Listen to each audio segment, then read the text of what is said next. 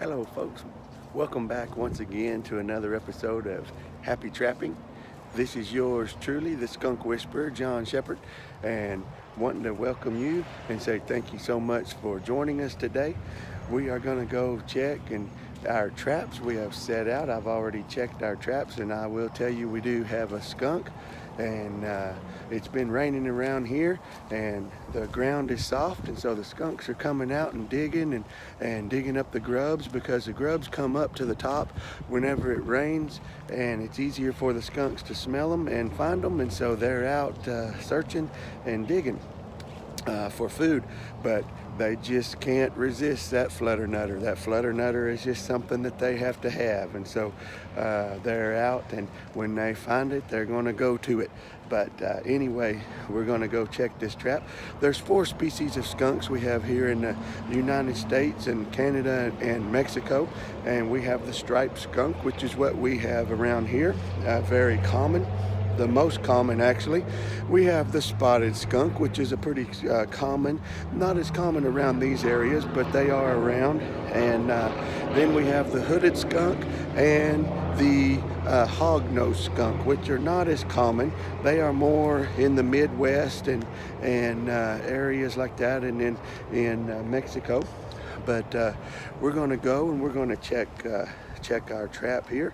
And like I said, when you trap a skunk, the skunks can't see very well. They don't have very good eyesight. And so if you will, we'll make a little noise, talk and everything, not be real loud, but just talk and make some noise. And like, she's already heard me, so she's turned around toward me.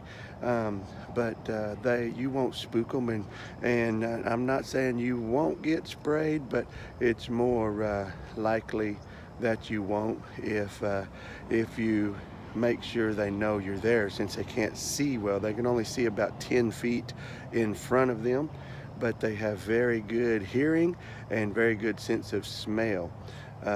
And so you always want to make sure they know that you're coming. But he's there.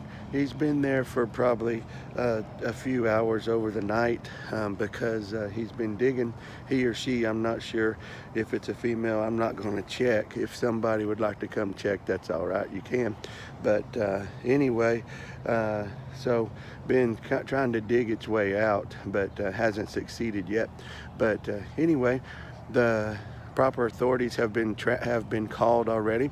Now remember, in Texas, to relocate animals, wild animals, you have to have a license, and so that's why we're calling the authorities to come. You can trap them, but to relocate them, you need a license to relocate. And so since I don't hold that license, I call the authorities, and they come and pick the animal up for me and take it. But anyway, we appreciate the Abilene Animal Control for doing that. But anyway, we'll try to get a little closer to the cage. We're probably about 8 feet away from it right now, and I'll get you a little closer to where you can see a little closer the spotted skunk that we have, or not the spotted skunk, the striped skunk that we have today.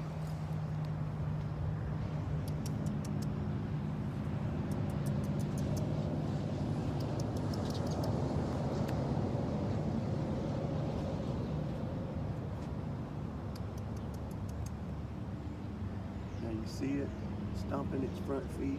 It's giving me a warning that it knows I'm here, and it doesn't like the fact that I'm getting close to it. So they stomp their front feet.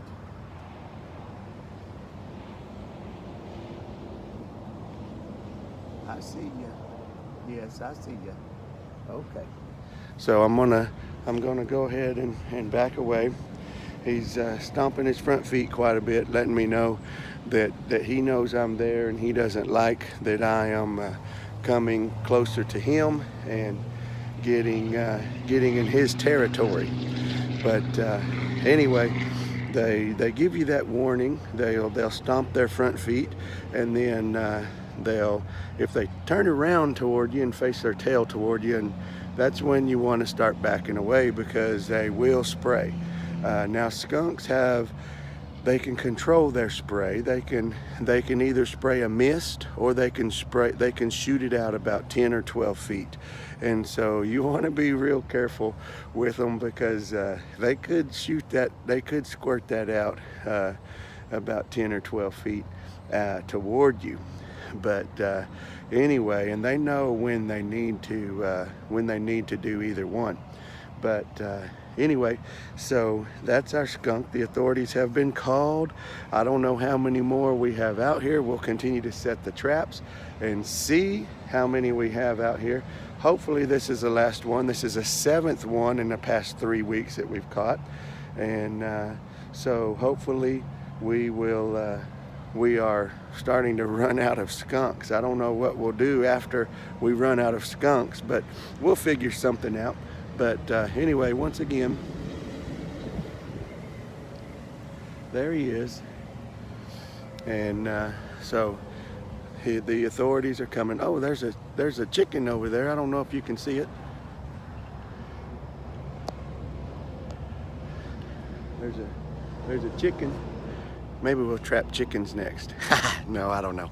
But anyway, we'll see what happens after we catch all the skunks. Anyway, so that's our skunk that we caught last night, and we'll wait on the authorities to come pick them up. How do you get a skunk to quit smelling? You plug its nose. That joke was sent in by Lana Kading of Coleman, Texas. Thank you, Lana, for sending that joke in. And how does a skunk call his parents? He uses a smell-o-phone. And we appreciate the jokes. If you have other jokes, send them in, and we may use them on the next segment of Happy Trapping. But anyway, this has been John Shepherd, the Skunk Whisperer, thanking you for joining us for another segment of Happy Trapping.